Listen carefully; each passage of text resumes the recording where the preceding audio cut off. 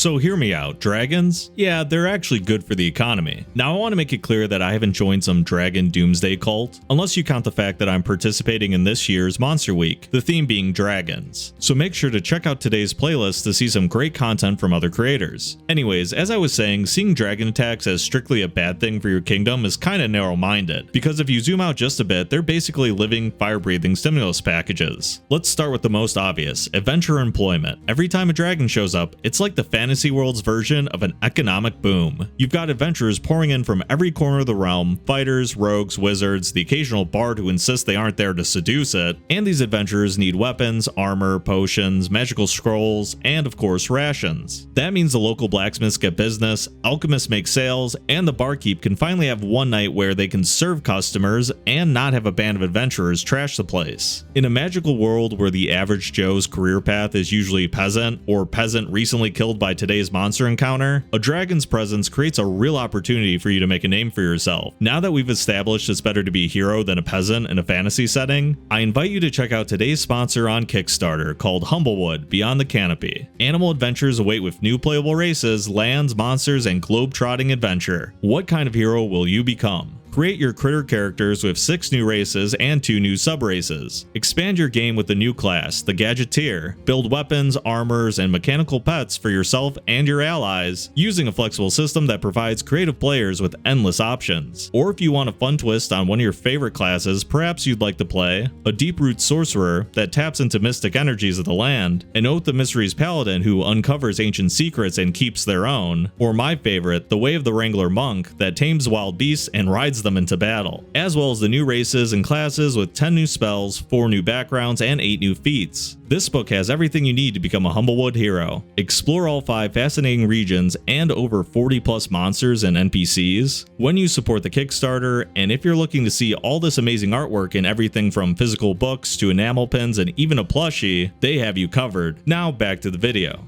Let's talk insurance, because dragons aren't just fire hazards, they're business opportunities with wings. When dragons start torching towns and vaporizing caravans, the insurance industry goes wild. Noble houses suddenly care a lot about their castle's fire resistance rating, merchants start investing in having a dedicated magic user to help keep their caravans cloaked, and wizards start offering magical wards as monthly subscriptions that they know all too well they won't have to pay out should the dragon actually choose to target that poor peasant's house. The threat of imminent death is good for business. It's morbid but true. When fear goes up, so does spending. The only person as stingy as a dragon is your local baron or king, so the royal coffers doesn't normally open until the ruling class believes they may be losing it all very soon. And hey, maybe it's a little suspicious that one of the king's royal advisors seems to smirk every time the king talks about the latest dragon attack, but I'm sure that isn't one of the 20 hints your dungeon master dropped on who is secretly the dragon in disguise. Here's the thing, dragons burn stuff, a lot of stuff, entire towns sometimes. But you know what that means? Infrastructure stimulus. When a dragon levels a town, it doesn't just vanish. That crater doesn't magically refill itself. You need carpenters, masons, enchanters, architects, clerics for blessings, and necromancers if you play morally gray. Entire guilds and labor forces suddenly have steady, urgent, well-funded work. Even kingdoms that were too poor to build roads suddenly found the budget to reconstruct the entire town because a dragon leveled it. It's the fantasy equivalent of disaster relief funding. Maybe the court wizard is just in the back duplicating gold coins and the entire economy is built on a lie, but for now the gold is flowing and who cares? You're an adventurer and you don't have to stick around to see the peasants being priced out of their neighborhoods because the new housing is unaffordable and all those wizard insurance plans aren't paying out like they promised, because apparently if the dragon was resurrected by a cult, that means it was an act of God, and it's not covered by their plan even though the dragon is the cult's god. Kind of unlucky there. Okay, here's a hot take. Dragons hoarding magic items is actually good for the economy. Why? Because it keeps magic rare, and rare means valuable. Imagine a world where every town guard has a flaming sword, every noble has a teleportation ring, and your local street vendor has a +2 dagger just in case. At a certain point, magic items stop being magical, they're just gear, tools, which is boring. But when a dragon hoards magic items, ancient relics, enchanted swords, you know, the classics, it keeps them out of circulation, and and it makes magic matter. Scarcity means that the items that do exist on the open market are worth more. They're legendary, not mass-produced. It also means adventurers have to work for it. You don't get your hands on a Vorpal sword unless you earn it, and let's be honest, do you really want to have every knight and 2-bit sellsword walking around with the ring of invisibility? No, we want it to be something people whisper about in taverns, not buy in bulk from the traveling enchantment stand. So dragons, they're not just hoarders, they're accidental curators, gatekeepers of rarity, the reason your +1 sword still impresses someone. And here's a fun one for all the fantasy economists in the room. Dragons are actually a pretty decent hedge against inflation. Think about it, all that gold, silver, and platinum just sitting in a hoard. It's out of circulation, which means it's not actively devaluing the currency supply. It's like a vault made of teeth and ego. Sure, the hoard gets bigger over time, but it's locked up, which slows down runaway inflation in gold-based economies. In a weird way, a dragon sitting on a mountain of treasure is performing the same function as a central bank tightening the money supply, except, with more fire and claws. And when the hoard gets redistributed, because some party's bound to win eventually, it's a controlled shock. It's a one-time economic event that stimulates spending, boosts liquidity, and resets the system. It's a financial burst, not a flood. So if you eliminate a dragon, and the king was actually foolish enough to start duplicating his gold coins to revive the economy, or tries to confiscate it from the party, there's always a bigger and greedier dragon waiting to relieve them of their royal riches and solve that pesky inflation problem again. So yeah, dragons are terrifying apex predators with an unhealthy obsession with shiny things and burning peasants, but also, they're great for the economy. They create jobs, drive innovation, stimulate rebuilding, free up frozen assets, and even are a decent hedge against inflation. Honestly, the real threat to your kingdom isn't the dragon, it's not having one. I hope you guys enjoyed this video that's a little bit different. I wanted to do something fun for Dragon Week, but I love doing topics like this. So if you guys like it, I totally want to make this a more regular thing. I want to hear in the comments below your thoughts. Make sure to like and share the video, and as always, if you want to become a member, it really helps the channel grow. So thanks for stopping by. I hope to see you in the next video. Farewell for now.